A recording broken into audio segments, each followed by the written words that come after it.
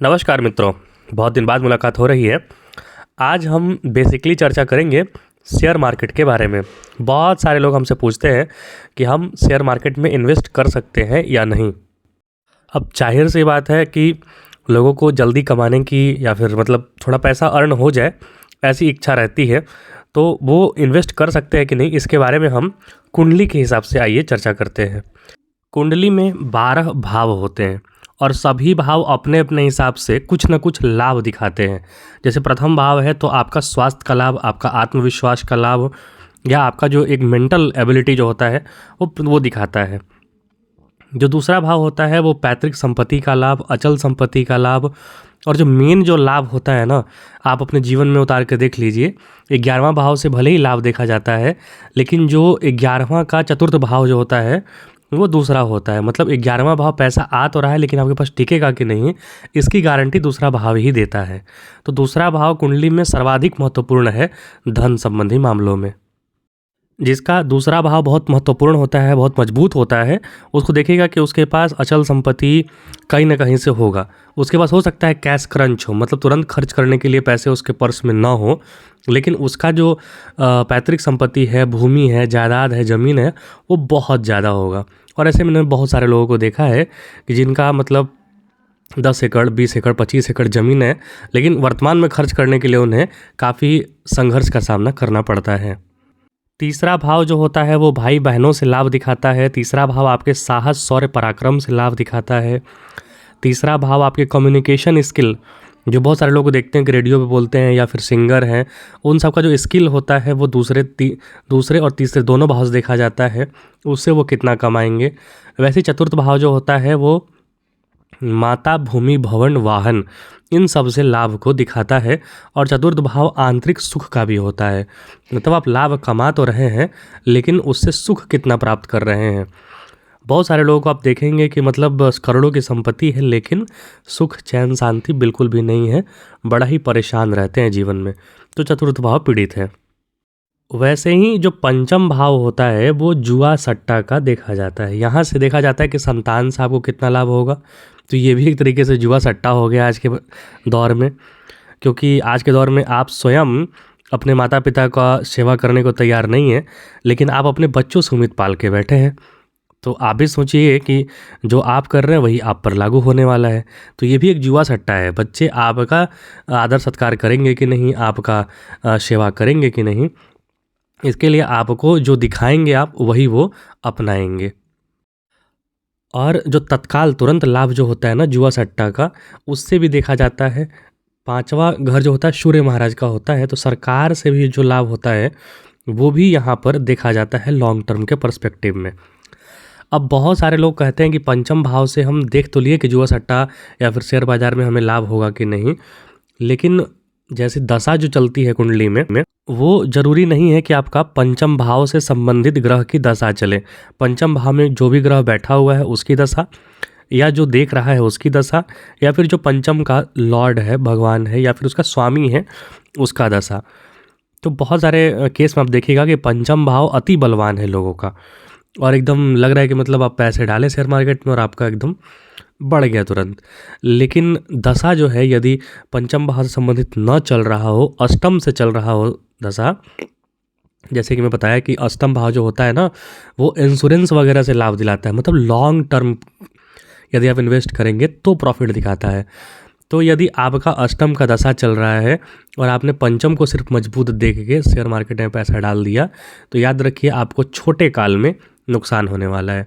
तो ऐसे लोग जो होते हैं ना, जैसे करेक्शन होता है मार्केट में, जैसे 2024 में भी यदि मार्केट कहीं पर क्रैश हो जाए, कहीं पे गिरे, तो शेयर का वैल्यू जो होता है गिर जाता है।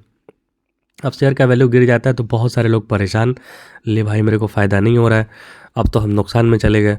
तो वो लोग उसको लॉन्ग टर्म में न बदल के उसको शॉर्ट टर्म में ही नुकसान में ही बेच देते हैं और नुकसान झेलते हैं।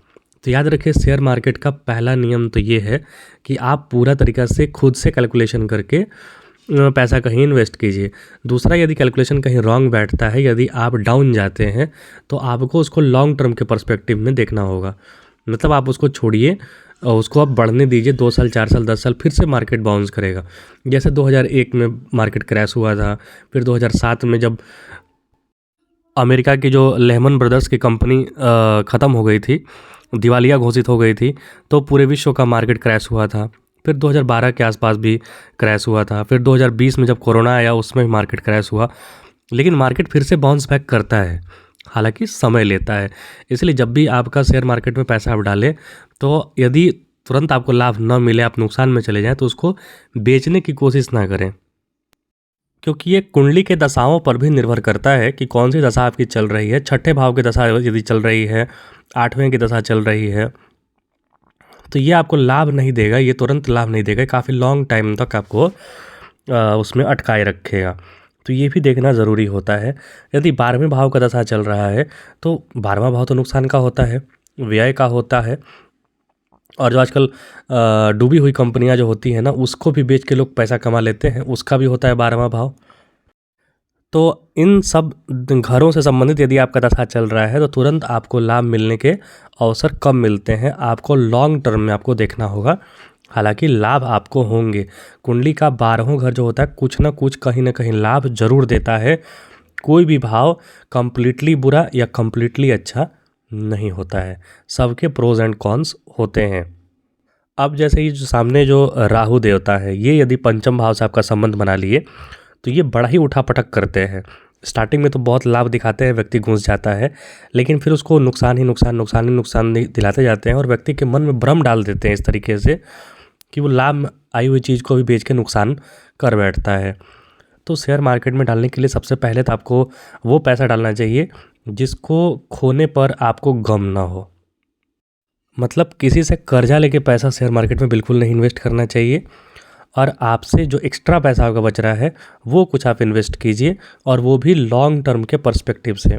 मतलब आप ध्यान रखिए कि आप उसे शॉर्ट टर्म में गेन कर लें, पैसे कमा लें, लेकिन यदि ऊंच नीच हो, यदि आपका दशा सही ना चल रहा हो और मार्केट कहीं क्रैश कर जाए, जैसे कि अभी भी मार्केट में बहुत सारी स्थितियाँ बनी हुई हैं। अमेरिका की स्थिति अभी भी बहुत ज़्यादा डामाडोल है, वो कभी भी चरमरा सकता है। आप जानते हैं कि एक अमेरिका दुनिया का इतना बड़ा सुपर पावर है कि उसमें थोड़ा सा भी उसका एक पिलर हिलता है तो पूरी दुनिया हिल जाती है। तो अमेरिका जो है सिर्फ बॉन्ड बेच के अपना किस तरीके से इकोनॉमी चला रहा है। जब बॉन्ड की जो दशा दिशा खराब होगी, बस उसी समय मार्केट क्रैश हो जाएगा, तो फिर से आपको स्क्रैच से स्टार्ट करना पड़ेगा। तो पैसा वैसा इन्वेस्ट कीजिए आप जो आपको नुकसान न दे रहा हो, आप उसको लॉन्ग टर्म में डाल सकते हैं। इस तरीके का पैसा इन्वेस्ट आपको करना चाहिए। 12वां भाव से संबंधित जो ग्रह होता है, वो जिस घर से संबंध बनाता है उससे नुकसान होता है। जैसे आप भगवान राम की कुंडली में देखेंगे तो 12वां भाव उनका कर्क लगन का कुंडली था। 12वां भाव का स्वामी होता है बुध, वो जाकर 9वें भाव में सूर्य महाराज के साथ बैठा हुआ था। तो सूर्य महाराज के साथ बैठना मतलब कि पिता का नुकसान कराना। तो पिता के पास बहुत ज़्यादा समय तक भगवान राम कभी भी नहीं रहे, और उनकी सूर्य महाराज जब भी 9वें भाव में बैठते हैं तो पिता से संबंधित लोगों को सुख जो है वो नहीं मिलता है, बहुत ही कम मिलता है। उनके पिता फेमस तो होते हैं, लेकिन उनका देहावसान या फिर मृत्यु जो है वो बहुत जल्दी हो जाता है। वैसे ही मेरे स्वयं की कुंडली मैं आपको बता रहा हूँ, वर्तमान में भी मेरी कुंडली में मेरी भी कर्क लगन की कुंडली है, और 12वें भाव के स्वामी जो हैं वो बुध हैं, और वो 9वें भाव में सूर्य महाराज के साथ बैठे हुए हैं। मेरे पिता की मृत्यु जब मैं 4-5 वर्ष का था तभी हो गई थी। और उसके बाद देखिएगा कि जो दूसरा भाव के स्वामी होते हैं सूर्यदेव, उसके साथ बैठा हुआ है बुध। तो पैतृक संपत्ति से संबंधित मामला हमारा कोर्ट में गया और अभी भी चल रहा है, क्योंकि 12वां भाव कोर्ट कचहरी भी दिखाता है और संबंध बना रहा है वो दूसरे भाव से, पैतृक संपत्ति से। और अभी वर्तमान में मेरी शनि में बुध की महादशा चल रही है। तो ये कंप्लीट दिखाता है कि मेरा पैतृक संपत्ति का मामला कोर्ट में जाएगा और कोर्ट से ही निर्णय होगा, क्योंकि शनि महाराज न्यायाधीश हैं, वो संपूर्ण न्याय वहीं से कराते हैं। तो मूल बात यहाँ पर शेयर मार्केट की ये है कि आप सबसे पहले चेक कीजिए पंचम भाव आपका मजबूत है या नहीं, पहला चीज़। दूसरा, पंचम भाव से संबंधित ग्रहों की दशा अंतर्दशा चल रही है या नहीं, दूसरा चीज़।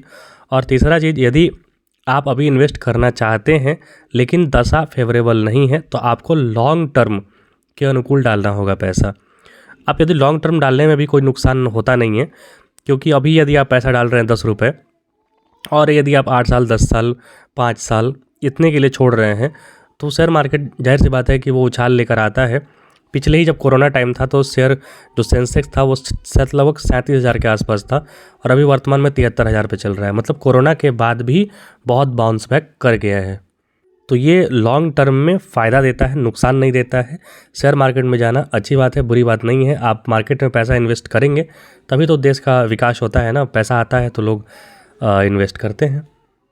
चलिए, उम्मीद है जल्दी आपसे मुलाकात होगी और कुछ पूछना हो कमेंट बॉक्स में आप लिख सकते हैं और हमारा व्हाट्सएप नंबर पर भी आप कांटेक्ट कर सकते हैं।